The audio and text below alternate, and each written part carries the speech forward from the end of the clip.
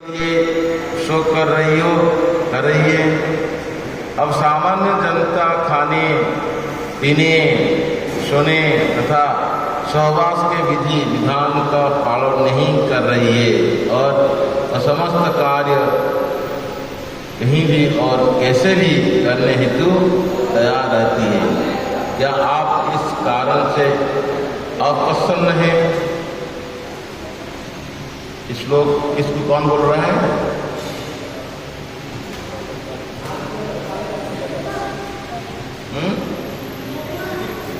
क्या बोल रहे हैं?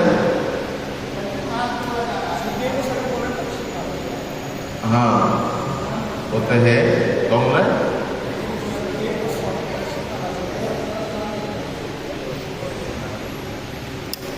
सुखदेव गोस्वामी तो आए नहीं, कहाँ बोले परिधि महाराज? सुखदेव गोस्वामी का आगमन हुआ नहीं अभी, तो कहाँ परिधि महाराज बोलेंगे?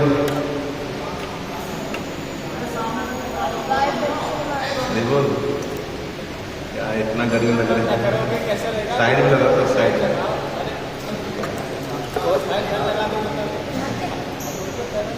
ये श्लोक धर्म बोल रही है, धारण की, यानी पूछ रहे हैं क्या आप बहुत दुखी हो? एक कारण, बहुत सारे कारण मिला रहे, एक कारण दे रहे।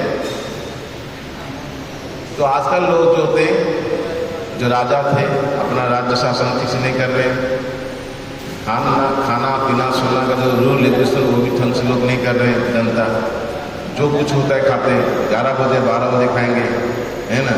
रात को दही नहीं खाना चाहिए, दही खाएंगे। साग नहीं खाना चाहिए, साग खाएंगे, क्योंकि फिश दिए हैं। और रात को सिंपल खाना चाहिए, नहीं हमको 15 आइटम खाना है, क्यों हम पार्टी बना रहे हैं। ठीक है, तो किस टाइम क्या खाना है, कितनी खाना है, क्या नहीं खाना है, तो आजकल लोग कोई जनता सोचता नहीं। तो इसीलिए क्या आप इसलिए दुखी हो? तो ये पूछ रहे कौन? बैल पूछ रहा है, गाय रो रही है। ठीक है, तो प्रभुपाद लिखते हैं बहुत सुंदर पद पर, जीवन की कुछ आवश्यकता ऐसी है जो पशुओं के समान ही है, तथा खाना सोना संरक्षण करना तथा सहवास करना। ये सारी आवश्यकताएं मनुष्य तथा पशु दोनों के लिए है, लेकिन मनुष्य को इन इच्छाओं की पूर्ति पशु की तरह नहीं, अर्पित मानव की तरह करनी होती है। एक कुत्ता मनुष्य के समक्ष बिना झिझक के कुत्तियां के साथ संभोग कर सकता है, किंतु यदि मनुष्य ऐसा करे तो ऐसे सामान्य रूप से अनाचार कहा जाएगा और उस व्यक्ति को अपराधी की तरह दंडित किया जाएगा। अतः मनुष्य के लिए कुछ विधि विधान है जो सामान्य आवश्यकता की पूर्ति हेतु भी है। जब मानव समाज कलयुग के प्रभाव के मोहग्रस्त हो जाता है, तब ऐसे विधि विधान की अनदेखी करता है। मनुष्य इस युग में जीवन की ऐसी आवश्यकता में विधि विधान का पालन किए बिना लिप्त रहते हैं और सामाजिक तथा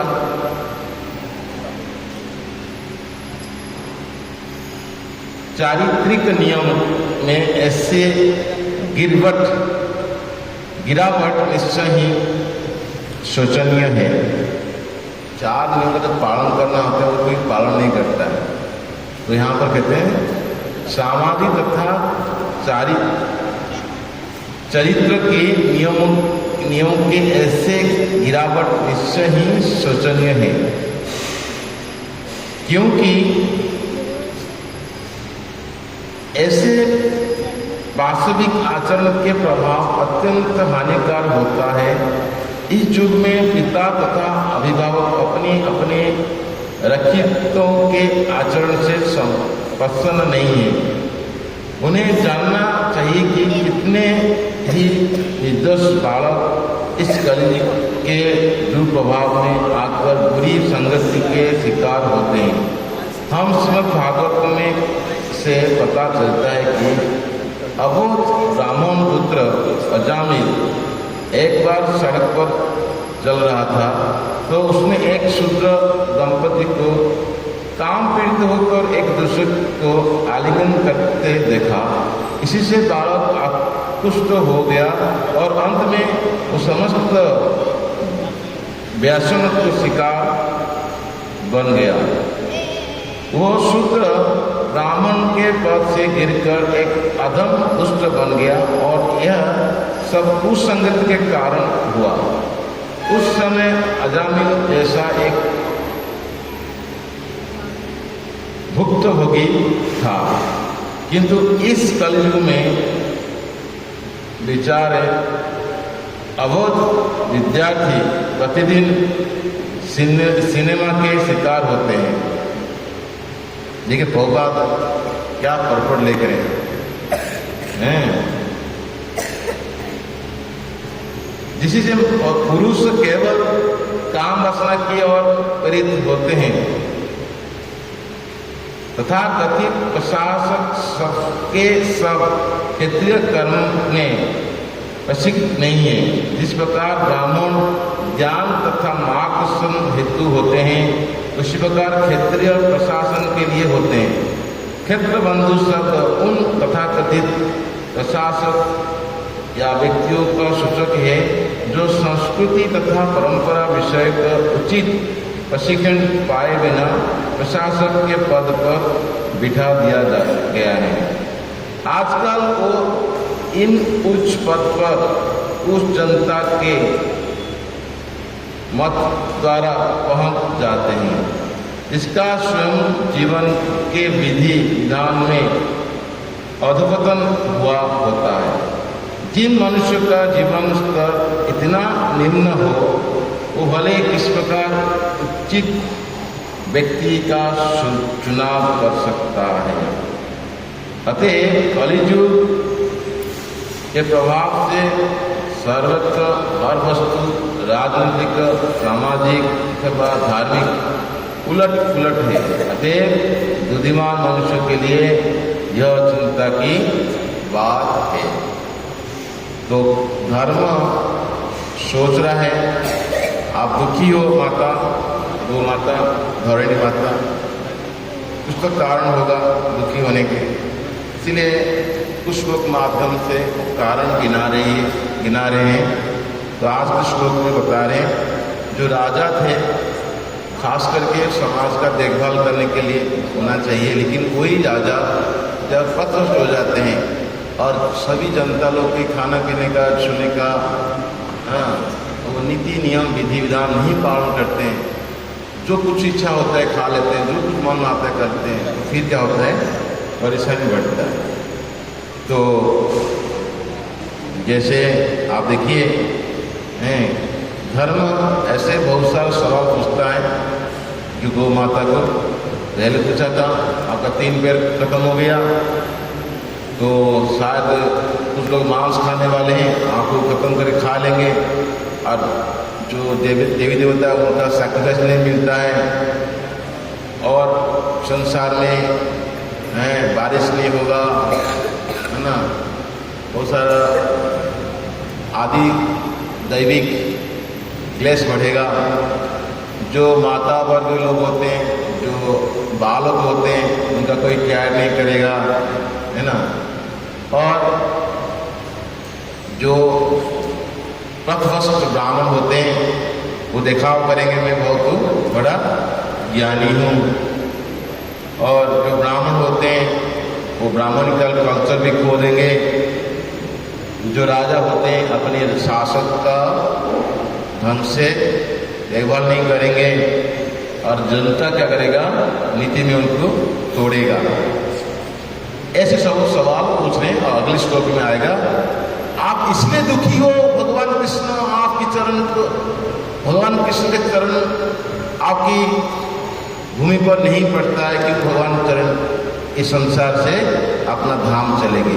अंतिम सवाल जो उनके मन में है, धर्म के मन में, वो कल के श्लोक में आएगा। तो श्रीमद् भागवतम भगवान कृष्ण से अलग है, नहीं है, यानी अभिन्न है। तो भगवान को जानने और भागवतम जानने से पहले उनकी श्रुति करना, याचना करना। इसलिए एक श्लोक के साथ हम श्रीमद् भागवतम का गुणगान करेंगे, ताकि हम आज जो भी 30 मिनट हमारा समय है तो भागवत के कुछ श्रवण कर सकते हैं। एक श्लोक है तो सुत गोस्वामी अपनी ज्ञान देने से पहले, है ना, इसको नमस्कार, अरे सुत गोस्वामी ज्ञान किसको दे रहे? नमस्कार में लोगों को ज्ञान देने से पहले अपना गुरु का प्रणाम किए, इसको कहते हैं मंगलाचरण। एक श्लोक को मंगलाचरण गाए सुत गोस्वामी। यस्वानुभावम् अखिल श्रुति सारम् एकम्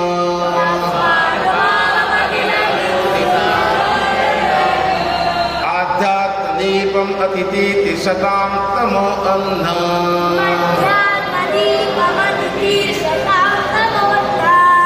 संसारिणां करुणया पुराणगुह्यम्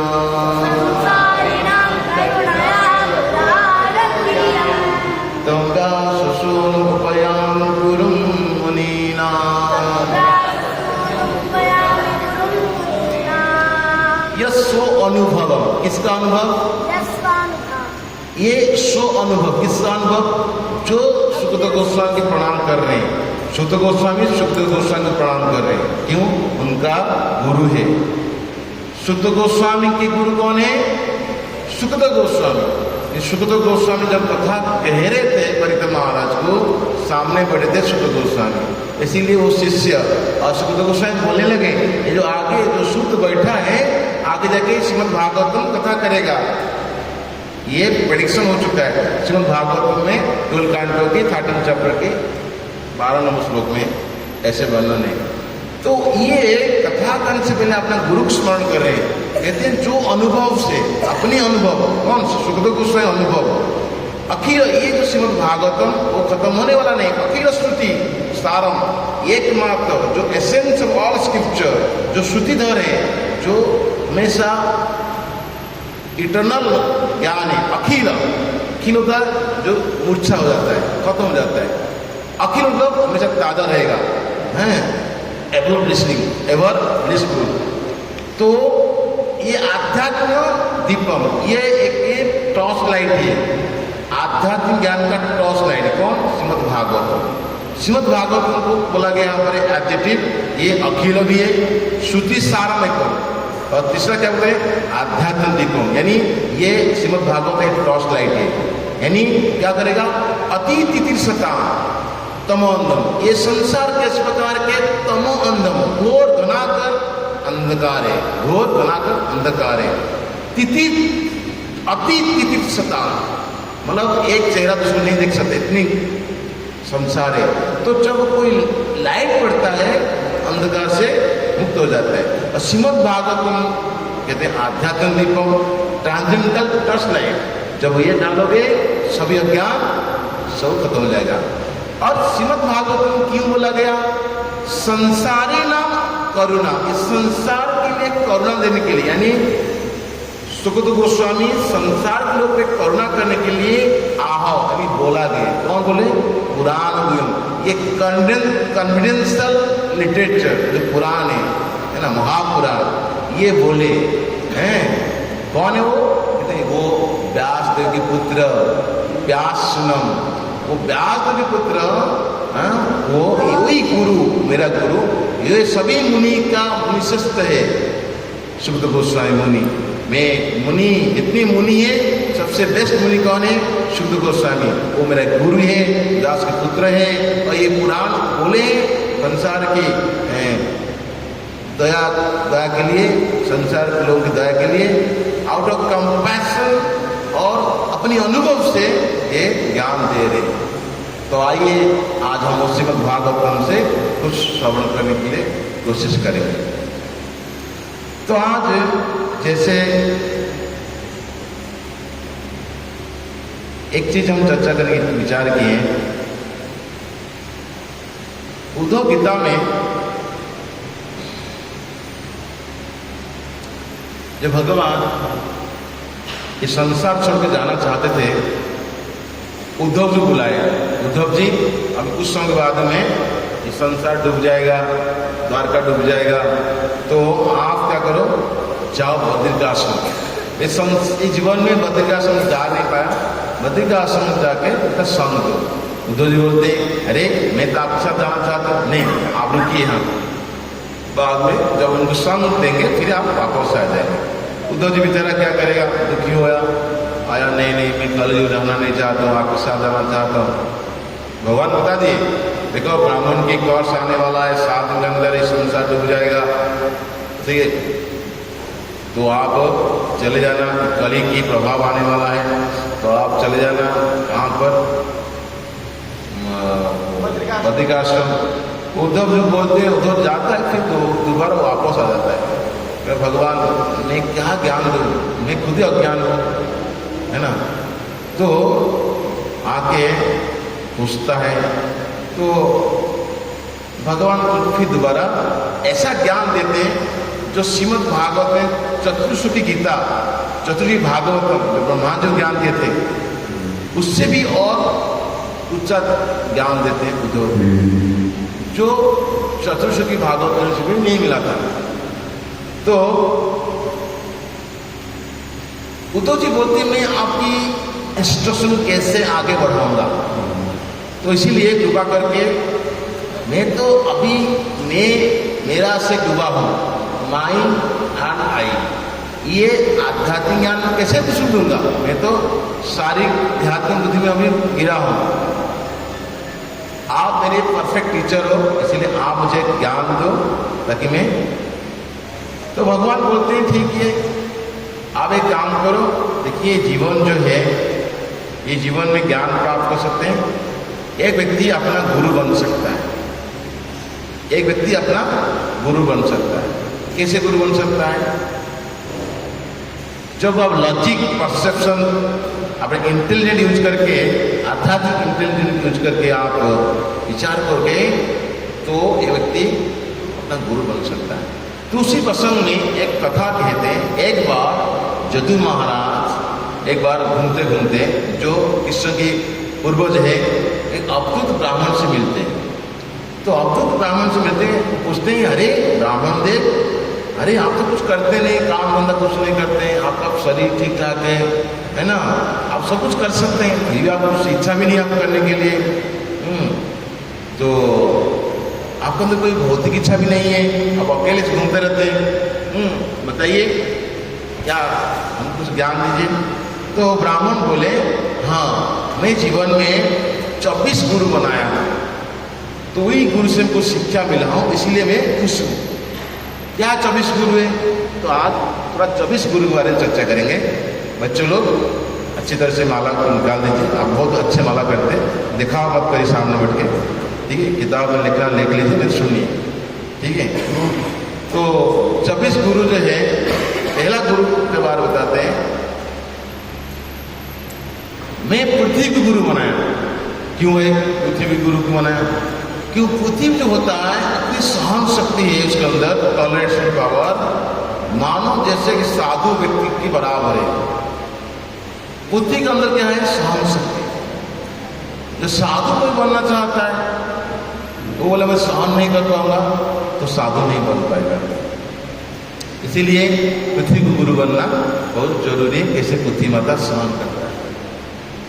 और पर्वत पेड़ को गुरु बनाया, क्या है वो, तो पेड़ के पास जाओगे, उसको काट दोगे और उसके अंदर पत्थर फेंकोगे फल खाने के लिए, काट दोगे, फिर उसको छाया देने के लिए छाया देने के लिए वहाँ बैठना पड़ेगा। तो पेड़ कभी बोले नहीं अरे तुम मेरा पेड़ काटा था, मेरा मुझे तुम पत्थर के फेंका था, मैं फल नहीं लूंगा, नहीं। तो पेड़ पर्वत ये सब कुछ हमको दे देते हैं, कुछ आशा नहीं करते हैं आपस में आपको दोगे। इस प्रकार जो साधु होता है सच में वो सर्वस्व दे देता है। जैसे इस जोलनेस गोपाल कृष्ण महाराज अपना इंस्ट्रक्शन लिखते हुए बोलते हैं it's my pleasure to serve you, है ना, लिखते हैं ये मेरा pleasure I have serve, right. तो I don't have any asset, मेरे पास कुछ नहीं है, सिंपल एक्सेप्ट माय ड्यूटी। तो साधु मतलब सर्वस्व दे देता है। तो पहाड़ और पेड़ से एक शिक्षा ली है, सहनशीलता, पृथ्वी से सहनशीलता, पहाड़ और पेड़ से लिए सेल्फलेसनेस, है ना। ये दो चीज साधु के लिए बराबर है, तो साधु को इस प्रकार होना चाहिए। ये था पहला गुरु। सेकेंड गुरु लिए वायु यानी एयर से। एयर दो प्रकार की है, एक होता है प्राण, जो शक्ति होता है प्राण शक्ति, हमारे अंदर 10 वायु है। एक वायु का नाम है प्राण, प्राण अपान है, 10 वायु है। तो प्राण जो होता है इसको तुलना करते हैं,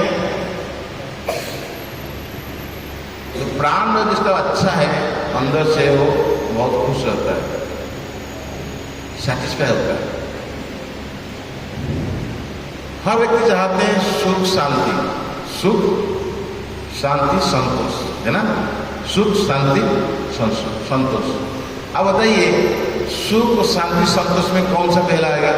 क्या कौन सा पहला होना चाहिए? संतोष। व्यक्ति संतोष नहीं है वो कभी शांति को अनुभव नहीं कर सकता है। मेरे प्लेट में एक गुलाब जामुन मिला है, उसमें खुश नहीं हूँ। दूसरा प्लेट में 4-5 गुलाब जामुन हुई, उसकी प्लेट में 4-5 गुलाब जामुन मिला, मुझे क्यों नहीं मिला? तो पहले तो जो मिला उसको खाओ। तो हम संतोष नहीं है जो कुछ मिला है, तो संतोष, हम संतोष नहीं है तो शांति का मिलेगा और सुख का मिलेगा। आओ वैदिक स्टूडेंट, शांति बना रखो, संतोष लो। सो इसीलिए प्राण का वो सही होना चाहिए। तो इसीलिए साधु को संतुष्ट होना चाहिए, जो कुछ मिल गया ठीक है। आज बड़ी पुआ मिला खुश लो, कल पनीर टीका मिला खुश लो, नहीं आज कड़ी पुआ क्यों मिला नहीं। एक वायु होता है इसको कहते बाह्य वायु यानी विंड, अंदर में वायु चलता है बाहर भी चलता है। तो बाहर जो वायु होता है, जैसे हम लोग कहते हैं अच्छा सुगंध आ रहा है, सुगंध जो आ रहा है वो गंध को वायु लेके आता है, राइट। वायु सुगंध मिलावट नहीं होता है, फिर वो सुगंध चला जाता है, वायु अपने चला जाता है। Air doesn't mix with aroma, समझ रहा है? नहीं आ रहा है? अरे सुगंध किसका है? सुगंध का है, वायु का अपना कोई सुगंध नहीं है, और वो लेके आता है, इसी करते वो सुगंध वायु बनता है। इसी प्रकार देखिए हमको कुछ मिला है सेवा करने के लिए फैसिलिटी है। सपोज कुछ मुझे लापड़ो मिला है, गुरु के लिए लापड़ो दिए सेवा करें, कल गुरु के लिए लापड़ो ले लेगा, मैं सेवा करता हूँ, उसमें दुखी होना नहीं चाहिए। तो वो डिटाच वैराग्य भाव होना चाहिए। ऐसा नहीं तो भाई मुझे तो ये चाहिए, तो फिर वो क्या बन पाएगा? वो संत नहीं बन पाएगा। संत के लिए क्या चाहिए? वैराग्य भाव होना बहुत जरूरी है। तो इसलिए अंदर से खुश, बाहर से भी डिटाच। सैटिस्फैक्शन, डिटाचमेंट बहुत जरूरी है। कोई जोगी बनना चाहता है, संत बनना चाहता है, साधु बनना चाहता है, क्योंकि जति महाराज पूछे अरे आप इतनी खुश क्यों हो? आप अकेले घूम रहे हो, आप सब कुछ है, शरीर से सही हो, कुछ करते नहीं हो, कोई इच्छा भी नहीं है। वो ज्ञान दे रहे हैं, 24 गुरु बनाया, इससे क्या सीखा, इससे क्या सीखा। अभी 2 गुरु हुआ, राइट। जितना तो जाएगा अगले क्लास में बताएंगे। तीसरा गुरु है आकाश। मैं आकाश गुरु बनाया। अरे आकाश में क्या होता है? आकाश गुरु इसलिए बनाया गया, आकाश में जैसे गीता में भगवान बोलते हैं 9 चैप्टर में आकाश और वायु को उदाहरण देते हैं। 9.69 श्लोक में, किसके आधे 9वां अध्याय के 6 श्लोक में आकाश और वायु को तुलना करते हैं। कहते ये वायु कहाँ तो जाएगा? जहां तो आकाश है। आकाश जहां तो व्याप्त है, वायु वहीं तो जाएगा, राइट है? तो परमात्मा को बोला गया चले, भगवान बोलो आकाश, तो वायु गया जीवात्मा। यानी आकाश में इतनी कुछ लोग आ जाएं, जैसे एक कमरा है, एक कमरे में कितना लोग रहेंगे, इतना बड़ा कमरा होगा कितना लोग रहेंगे। इसी प्रकार आकाश किसी से मिलावट नहीं करता है और उस पर कोई परिवर्तन नहीं होता है। इसी प्रकार ये आत्मा आज ये मनुष्य शरीर में है, कल कुत्ता शरीर में, कल बिल्ली शरीर में, कल और 84 लाख में चलता है, तो कोई सी कोई मिलावट नहीं होता है। वो शरीर छोड़ दिया, वो उसमें उसका लगाव छोड़ दिया, खत्म, राइट। ये सुनो, आत्मा किससे मिलावट नहीं होता है, किसी परमात्मा रहते हैं। परमात्मा चोर के शरीर में रहता है, राइट, चोर के शरीर परमात्मा है, साधु शरीर परमात्मा है, तो ये दोनों से कभी वो अफेक्ट नहीं होते। वो उनके नेचर क्या है, सच्चिदानंद, सच्चित आनंद है ना, प्योर सोल। ये भगवान परमात्मा की नेचर क्या है, सच्चित आनंद, वो कभी भी मिलावट नहीं होता है। ये तो जो मिलावट हम लेके आते हैं, सोचते हैं हमारा ये पॉल्यूटेड कॉन्शियसनेस, ये क्या है, हमारी इम्प्रेशन, हमारी जो मैटेरियल इम्प्रेशन है वो कैरी होता है। इसलिए आकाश से मैं ही सीखा हूं, तो जैसे किससे मिलावट नहीं होता है, होते हुए भी है, नेवर इंडल्ज एनीथिंग। छोटे से प्रश्न आते हैं, जैसे कह रहे हैं कोई मिलावट नहीं होता है, सबके अंदर एक चांडाल में भी एक आत्मा और एक साधु के हृदय में भी और एक लेकिन जब अगर कोई कुछ खाएगा तो कहीं ना कहीं उससे नष्ट नहीं होगा क्या? अगर कोई उल्टा सीधा अगर अपने शरीर के अंदर प्रवेश लेके आएगा, हाँ, तो उससे नष्ट नहीं होगा। वो आत्मा से नहीं होता है। आत्मा प्योर सोल इज डिफरेंट। हमारा जो चेतना होता है, प्योर चेतना, वो डिफरेंट है। हम जो एक्सप्लेनेशन करते हैं वो कॉन्टैमिनेटेड कॉन्शियसनेस, वही हमारी इम्प्रेशन है, हमारी वही वासना है, उससे मिलावट हो जाता है। आत्मा से मिलावट नहीं होता है। जैसे नारियल है, राइट, डाब जिसको कहते हैं, वो डाब को आप खाते हो, उसके नाली क्या कहते हैं, लेयर होता है ना, राइट, वही नारियल जो पक जाता है, गोला के सूत्र गोला हिलता रहता है, पानी सूख गया, उससे वो नारियल के अंदर है, बट वो चमड़ी से निकल गया। इसी प्रकार जब जीवात्मा लिबर से हो जाएगा, वो गोला नारियल बन जाएगा, यानी शरीर के अंदर होते भी वो शरीर से आकाश नहीं है। श्री श्री कृष्ण बलराम की जय, श्री गौरीताय की जय, श्री राधा माधव की जय, श्री जगन्नाथ वसुदेव की जय। समझ रहे? अभी हम लोग किस प्रकार नारियल है, डाब, ग्रीन कोकोनट है, इसीलिए हम जो नारियल, असली नारियल हम लोग अभी उसकी चमड़ी से लगे हैं, वो चमड़ी को लगाते हैं फॉल शिव। जब यही जीवात्मा प्यूरिफाई हो जाता है, लिबर्टेड, तो चमड़ी हट जाता है, गोला बन जाता है, दैट इज कॉल्ड द मुक्त जीवात्मा। तो आकाश से मैं सीखा हूं कैसे मुक्त रहना, ठीक है, मुक्त रहना। चौथा पॉइंट भी सीखा हूं पानी से। जो 5 तत्व होता है, 5 एलिमेंट, क्या क्या है, आकाश, वायु, आग, जल, पृथ्वी, राइट। तो पहले एक इनको ले रहे अवधूत ब्राह्मण, कह रहे ये पहले पृथ्वी लिए, राइट। अब देखिए पहले क्या लिए, पृथ्वी लिए, पृथ्वी से सीखे क्या, फिर वायु से लिए, फिर आकाश से लिए, अब हम जाते हैं पानी से। अवधूत ब्राह्मण कह रहे यदु महाराज कि मैं पानी से क्या सीखा, पानी का स्वभाव क्या है, ये प्यूरिफाई एजेंट, प्यूरिफाई करते हैं ना। दूसरा क्या है, बहुत शुद्ध होता है। अभी हम लोग गए थे, हरिद्वार गए थे, मैं 5-10 लीटर लेकर आया था गंगा जल।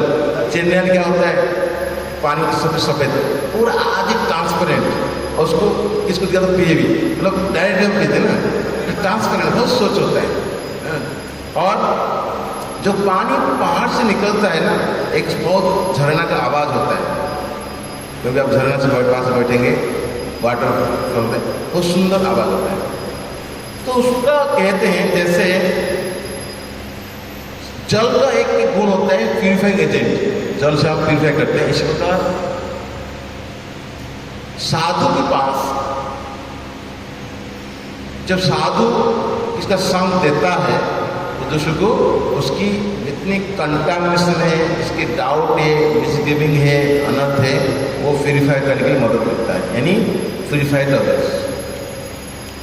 तो दुविधाएं पड़ा है, चिंताएं पड़ा है, तनाव में पड़ा है, तभी वो मदद करता है ना।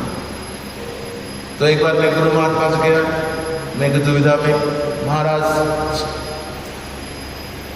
कभी क्या होता है, कभी कभी साधु भी डायरेक्ट नहीं बोलते हैं, क्योंकि हमारे अंदर फॉल्स है, हमारा अटैचमेंट है। तो फिर ऐसे बोलेंगे तो आपकी अटैचमेंट कट जाए तो आप भी दुखी नहीं हो, है ना।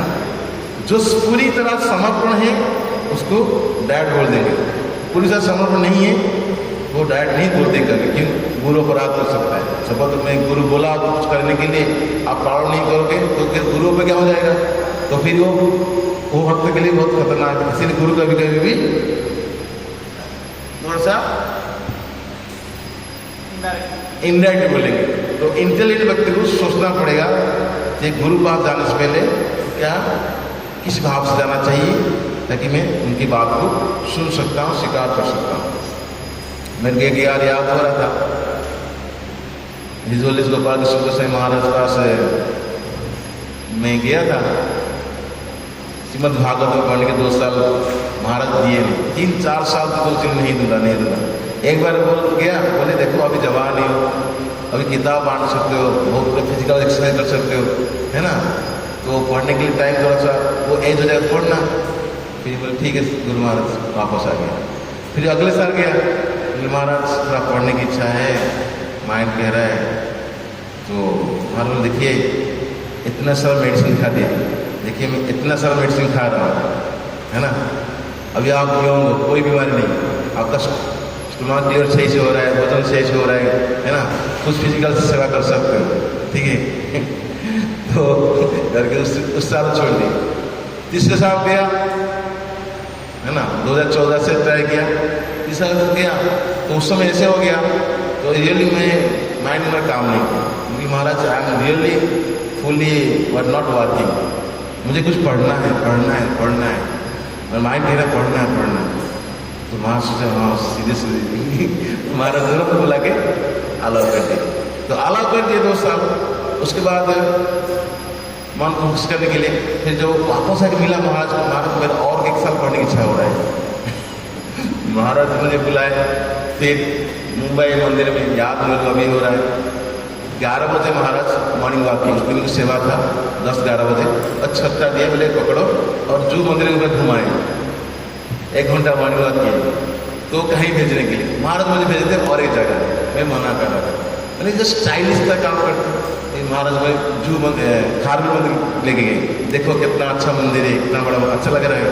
फिर महाराज बोले, मैं मना कर रहा था, महाराज मुझे भेजते गुरुगांव, तो मैं मना कर रहा था। महाराज बोले, लास्ट बोले, what does mean by surrender, what purpose is. तो जब ऐसे बोले अब मैं समझ गया अभी मैं मना करूंगा, फिर महाराज सेकंड से बोलेंगे तो 2 साल पढ़ के क्या फायदा है। तो मैं तो बोला महाराज आपकी इच्छा में चला जाता, फिर मैं चला गया। तो कहना मतलब है गुरु के पास जब जाओगे पूरा ओपन माइंड में जाना चाहिए, कोई भी अटैचमेंट नहीं चाहिए। गुरु जो बोलेंगे हमारे हित पर होगा ये सोच के, लेकिन कंडीशन जीव कभी कभी वो करता नहीं, वो सफर करता है। क्योंकि गुरु और साधु प्यूरिफाई अदर्स, निष्गमिंग, है ना। इसे शास्त्र में वर्णन है पृथ्वी महाराज के पिछड़ में एक समुद्र है, ये नदियां हैं, गंगा सागर।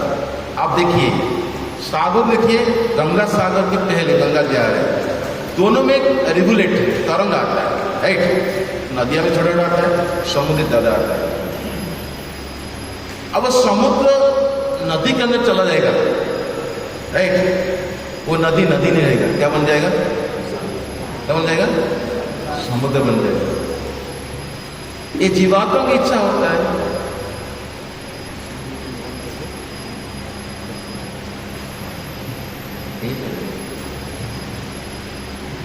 हरे कृष्णा कृष्णा कृष्णा कृष्णा हरे हरे, हरे राम राम राम हरे हरे, कृष्णा कृष्णा कृष्णा हरे हरे, हरे राम राम हरे हरे, कृष्णा कृष्णा कृष्णा हरे हरे, हरे राम राम हरे हरे, कृष्णा। अच्छा, एक अनाउंसमेंट है आपके, देखो नीचे महाराज जी का रूम रेडी हो गया है। तो नीचे महाराज का रूम रेडी हो गया है। तो क्लास के बाद जाके दर्शन कर सकते हैं, प्रणाम कर सकते हैं, जप कर सकते हैं। बहुत सुंदर। हरे कृष्ण।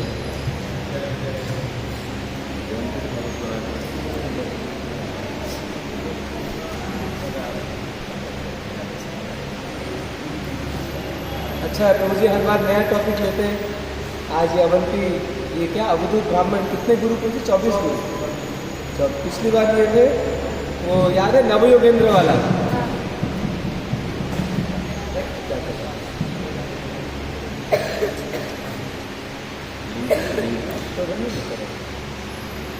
ठीक है, क्लास का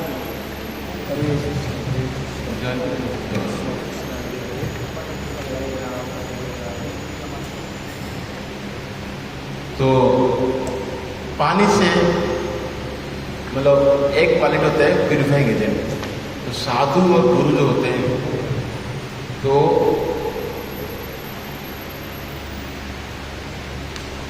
इसीलिए 3 चीज याद रखना। गुरु, आग और डीटी के पास कभी भी जाओगे, भेज ऑटमोस्ट केयर के साथ जाना। वो प्यूरिफाई कर सकता है, जला के डीटी को सामान्य तौर से देखोगे, पत्थर है, अपराध करोगे तो वो आगे बढ़ते पीछे जा सकता है। आग अच्छा लगता है गर्मी ठंडी मौसम में, लेकिन वही आग ज़्यादा जाओगे तो जला देगा। गुरु पास रहते हुए तो साधन कुछ नहीं देखना चाहिए। अरे गुरु ऐसे बोलते हैं, गुरु तो मैनेजर है, गुरु दैट नहीं, वो तो कहने के लिए कुछ है, करने के लिए कुछ है ना। इस भावना से जाएंगे, फिर हम अपराध करेंगे, उसके परिणाम फलने परिचय। मैं अपने स्व अनुभव से बोल रहा हूँ। गुरु महाराज का एक बात मैं मान नहीं पाया, तो आज लाइफ लॉन्ग में रिग्रेट कर रहूँगा। जानबूझ कर नहीं किया, लेकिन समय के अभाव से कि मेरी बुद्धि कुबुद्धि हो गई। तो गुरु के पास कभी भी जाना, ओपन हार्टेड जाओगे, और आपको समझ नहीं आता है और दोबारा पूछो, तीसरा पूछो, इंतजार करो। कभी हड़बड़ में कुछ कार्य नहीं करो, जो लाइफ लॉन्ग का अनुताप करोगे उसकी पश्चाताप करो। ये साधु जो होते हैं वो प्यूरिफाई करते हैं। तो सेकेंड पॉइंट है ट्रांसपेरेंट। साधु तो होना चाहिए अंदर से बाहर से पूरा सोच, डुअलिटी अंदर नहीं होते साधु, है ना। क्यों? परमात्मा जब अंदर आ गए, गंदगी चला गया, परमात्मा अनुभव करें, फिर गंदगी चला गया, तो फिर डुअलिटी क्या मतलब होता है? साधु जो होते हैं वो स्ट्रेट फॉरवर्ड होते हैं, धुआं भर के नहीं बात करते। तो इसीलिए पानी से हम सीखें। और पानी का एक क्वालिटी है, जब झरना आता है वो बहुत सुमधुर साउंड होता है। तो साधु का जाओगे क्या करता है? श्रीमद् भागवत कथा बोलेगा, नहीं तो हरे कृष्णा कृष्णा कृष्णा हरे हरे, हरे राम राम राम हरे हरे। तो आज हम 4 बताएंगे, आगे का 20 कभी अगले क्लास में होगा, चलेंगे। क्योंकि आज रिटर्न रथयात्रा है, तो इसीलिए थोड़ी सी दोबारा चर्चा करते हैं। चैतन्य महाप्रभु जो कुलीना गांव के लोग जाते थे, चैतन्य महाप्रभु की रथयात्रा के बाद वापस आते थे, बोलते साधु का पहचान क्या है? हाउ टू रिकॉग्नाइज साधु? बोलते हैं एक बार कोई हरिनाम लिया, वही साधु मामा सेवा करो। फिर अगले साल जाते हैं, उसके साधु कौन है? कहते हैं जो निरंतर हरिनाम लेता है वो साधु सेवा करो। तीसरे साल जाते हैं तो साधु तो पहचान क्या है कि जिसको देखने से आप हरिनाम करने की इच्छा होगा वो साधु है और सेवा करो। इसका मतलब क्या है? 3 टाइम में 3 बातें बोले तो एक कनिष्ठ अधिकारी, एक मध्यम अधिकारी, एक उत्तम अधिकारी। कनिष्ठ अधिकारी कभी कोई कर दिया माला, एक माला कर दिया। मध्यम अधिकारी क्या होता है? निरंतर कोशिश करते माला करने के लिए, है ना। और उत्तम अधिकारी तो दर्शन करने से आपको भगवान की याद आ जाए, नाम की याद आ जाए, वो उत्तम अधिकारी। तो इसीलिए हम श्रीमद् भागवत चैतन्य चरितामृत में 2 अध्याय के माध्यम से रथ के बारे में वर्णन है, जो हम 2-3 क्लासेस श्रवण करके आए हैं। तो उसमें खास करके कहते हैं, यह ही सुने से ही चैतन्य पाए, सुदृढ़ विश्वास सब प्रेम भक्ति पाए। जो रथ के बारे में सुनता है, चैतन्य महाप्रभु की जो अष्ट सात्विक विकार, जो ध्यान कीर्तन सुनता है, वो क्या होते हैं? प्रेम भक्ति प्राप्त करता है। तो चैतन्य महाप्रभु जब थे, रथ यात्रा चल रहा था उस समय, तो वर्णन करते हैं उस समय प्रताप राजा के ऊपर कृपा की, राइट। तो चैतन्य महाप्रभु साक्षात कृष्ण और एक साधु गुरु में प्रताप बुद्ध को कृपा कर रहे हैं और भगवान कृष्ण जगन्नाथ का भी कृपा मिल रहा है। तो इसलिए आप जानते हैं चैतन्य महाप्रभु जब थे तो 7 मंडली बनाए, 4 डांसर आगे, एक लेफ्ट साइड में, एक राइट साइड में और एक बैक में, ठीक है। चैतन्य महाप्रभु पीछे आते थे, रथ रुक जाता था। चैतन्य आगे डांस करेंगे, रथ चलेगा, राइट। लेकिन अब देखिए एक डांसर एक ग्रुप में, जैसे गोविंद दोष, हाँ, वो कीर्तन लीडर है और डांसर करें बक्रेश्वर पंडित। श्रीवास ठाकुर वो थे लीडर है, नित्यानंद डांसर थे। मुकुंद लीडर है, हरिदास ठाकुर डांसर थे। स्वरूप दामोदर लीडर है, अद्वैताचार्य डांसर थे। 4 फ्रंट में थे। इसी प्रकार फिर 2 साइड में और बैक साइड में। अच्युतानंद जो शांतिपुर से ये अद्वैताचार्य के पुत्र हैं, और श्रीखंड से नौरवी प्रभु रघुनंदन, और रामानंद सत्यनारायण खान जो कुलियर गांव से, ठीक है। तो इस प्रकार 7 पार्टी था। आश्चर्य बात है, 4 व्यक्ति सोचता था कि भगवान मेरे साथ डांस कर रहे हैं, लेकिन सच में भगवान कुछ लोगों को दिखाई दे रहा था, भगवान सभी जगह में डांस कर रहे हैं। जैसे एक कृष्ण रास डांस में डांस करते थे असंख्य गोप के साथ। जैसे एक रस्सी में आप एक आग का बॉल को घुमाओगे ऐसे करके, है ना, तो क्या लगेगा? एक आग का कंट्रोल से घूम रहा है, एक चक्र घूम रहा है, राइट। इसी प्रकार भगवान अपने एक्सपांड करके एक उस के साथ ऐसे घूम रहे थे, सारा ग्रुप सोचते हैं मुझे मेरे साथ डांस कर रहे हैं। उसके कहते हैं अलग का चक्र मतलब ये।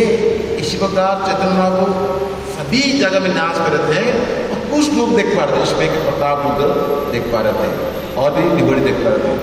तो भगवान की विशेष कृपा मिला। लेकिन जब चैतन्य महाप्रभु बोलते हैं मणिमा, कभी बोलते हैं च कक, है ना, और फिर ऐसे अलग श्लोक गाते हैं जो रथा जाता है। नमो ब्राह्मण देवाय, गो ब्राह्मणिताय, च जगदिताय, कृष्णाय गोविंदाय नमो नमो, है ना। लेकिन जय जैसे, हाँ, फिर एक श्लोक बोलते हैं ना हम विप्र न च नरपति, ना वैश्य ना शुक्ल, ना हम वृणी न च द्रौपदी, न बालस्त जीवा किंतु प्रदान अखिल परमानंद पुनः अमृत दे गोपी भक्त परगमन दास दासान। तो ही भावना के साथ ऐसे बहुत सा श्लोक गाते थे और इतना एक्सप्रेस में गाए और डांस करते, फिर बोलते श्री दामोदर को आप कीर्तन करो, आप श्लोक गाओ, है ना। और फिर जब रथ चल रहा था, एक जगह जाता है जहाँ पर रथ खड़ा होता है, वहाँ पर चैतन्य महाप्रभु रेस करते हैं, जगन्नाथ वल्लभ गार्डन, ठीक है। और वहाँ पर रेस कर रहे थे, सार्वभौमाचार्य से आज्ञा लेके प्रतापरुद्र एक साधु वेश में जाते हैं, उनकी पैर का मसाज करते हैं, कहते हैं आप गोपी गीत गान करो, चैतन्य महाप्रभु बहुत खुश हो जाएंगे। जब उनके सामने जाते हैं तो गोपी गीत श्रवण करते हैं, कौन? चैतन्य महाप्रभु, और खुश होते हैं। जब वो ताले से आते हैं, कहाँ पर? तब कथामृतम ताप्त जीवनम कवि भीड़िता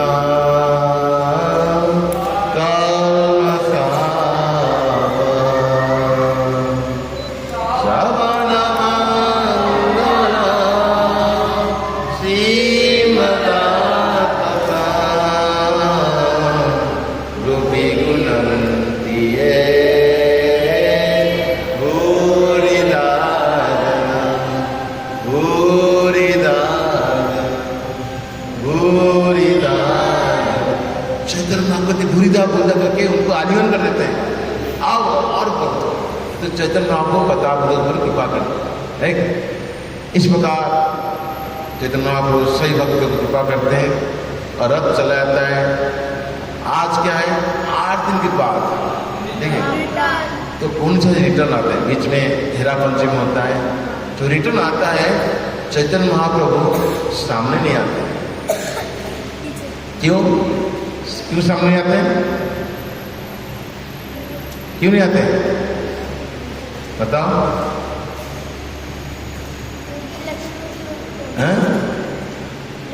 मुरारी गुप्ता इसके बारे में लिखते हैं, जो पहली बार किताब था चैतन्य महाप्रभु की नवदीप की कहानी, एक किताब है श्री कृष्ण चैतन्य चरितामृत। जैसे चैतन्य चरितामृत होता है ना, और चैतन्य मंगल होता है, चैतन्य भागवतम। ये मुरारी गुप्ता एक लिखते हैं बायोग्राफी चैतन्य महाप्रभु में, रिटर्न रखा था। वो कहते हैं गौरचंद्र रथम अनुगत। गौरचंद्र जो मून लाइक गौरचंद्र रथ के पीछे पीछे आ रहे, रिटर्न रखा था। क्यों?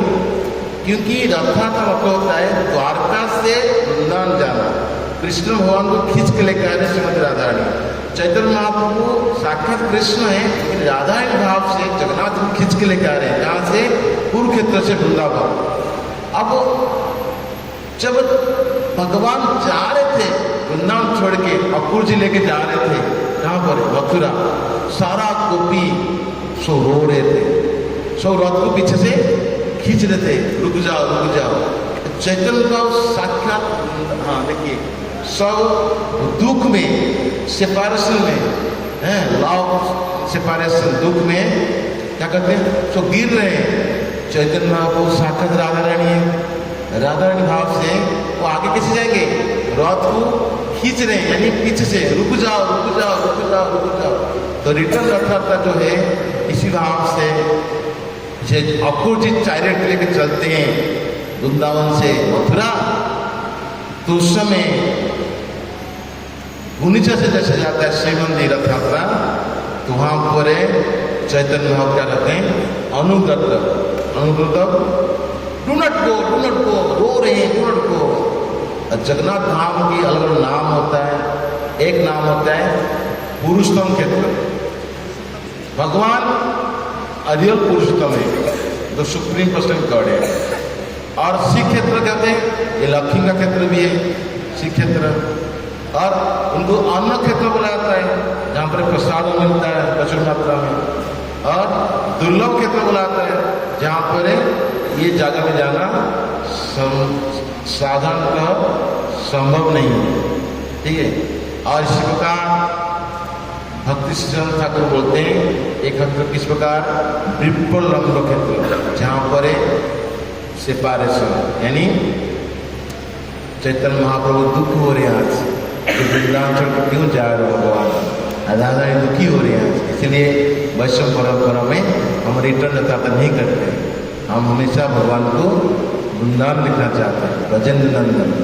एक पाद भी भगवान वृंदावन से कदम नहीं रखते हैं, इसलिए इनका नाम पूरी क्षेत्र बोलते हैं गुप्त धाम, है ना।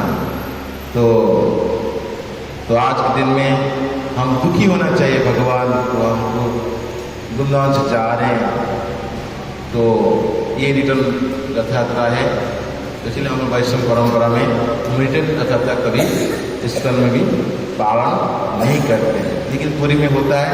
और चैतन्य महाप्रभु जब थे उस समय ये कीर्तन में हुआ, वो पीछे से दुखी से कर रहे थे, आगे से नहीं, पीछे से। बट जब रथ लेकर थे चैतन्य महाप्रभु आगे से खास करके चार हरे कृष्णा कृष्णा कृष्णा हरे हरे, हरे राम राम राम हरे हरे। मैं 24 गुरु बारे नहीं बताया, बट इतनी याद रखिए, एक पृथ्वी, दूसरा क्या है वायु, तीसरा क्या है आकाश, चौथा क्या है वाटर, 5 क्या है फायर, छठवां क्या है चांद, सातवां क्या है सूर्य, 8वां क्या है कबूतर, और 9वां क्या है अजगर, ठीक है। 10वां क्या है सागर, 11वां क्या है मथ, जो मथ का हिंदी में अरे जो आग में गिर जाता है, जो ये क्या मत का नाम क्या है पतंग, यस पतंग। 12 का नाम है मधुमक्खी, ओके। 13 क्या है हाथी, 14 क्या है जो हनी का थीप होता है, जो कहते हैं चुराते हैं, मधु चुराते हैं। और 15 होता है हिरण, 16 होता है मछली, 7 होता है वेश्या, प्रस्टिट्यूट वेश्या, फिर 18 होता है एक पुरारी पक्षी होता है, 19 होता है एक बच्चा, 10वां दिन एक है यंग गर्ल, 11 होता है एरो मेकर, सॉरी 21, और 22 होता है सांप, 23 होता है मकड़ी, और वाफ एक पतंग होता है, और 25 गुरु जो बोलते हैं आप गुरु हो तत्शरीर। इस प्रकार 24 गुरु और 25 गुरु मांगते हो, ये अवधूत ब्राह्मण बताते हैं।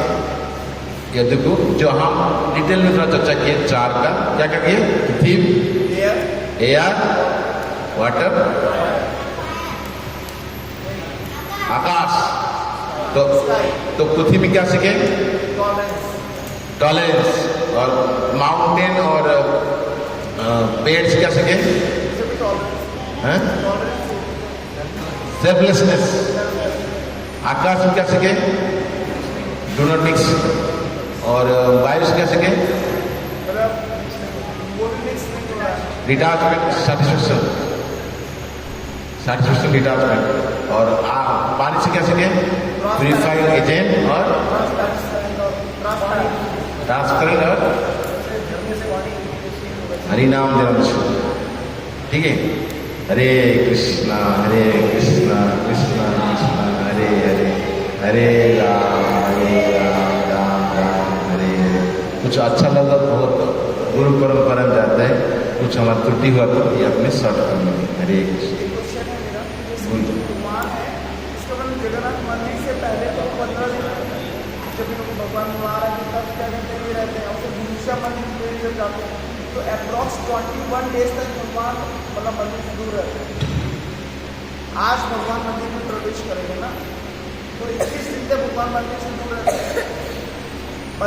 आज प्रवेश नहीं करेंगे, आज आएंगे बाहर रुकेंगे, ठीक है, एक रात रुकेंगे शिव मंदिर सामने रथ के ऊपर, हाँ। और कल उनकी सुनावेश होगा, गोल्डन हाथ लगेगा, गोल्डन सुनावेश होगा, वो पूरा गोल्डन दर्शन करेंगे।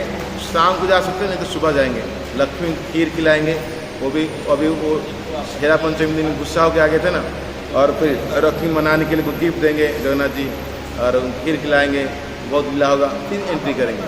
और एक वो भी तो लीला होती है जिसमें बहुत सारा दूध ऐसे गिराते हैं सामने की तरफ, वही दूध और खीर जो भी है। इसमें कहते हैं बहुत सारी जो चुड़ैले वगैरह होते हैं, लोग वहाँ करते हैं, मतलब उन लोग को भी वो होता है, उस दिन उसमें आकर के बैठ जाते हैं। हो सकता है आप उनकी लीला में हो, अरे ये बड़े हम उनकी लीला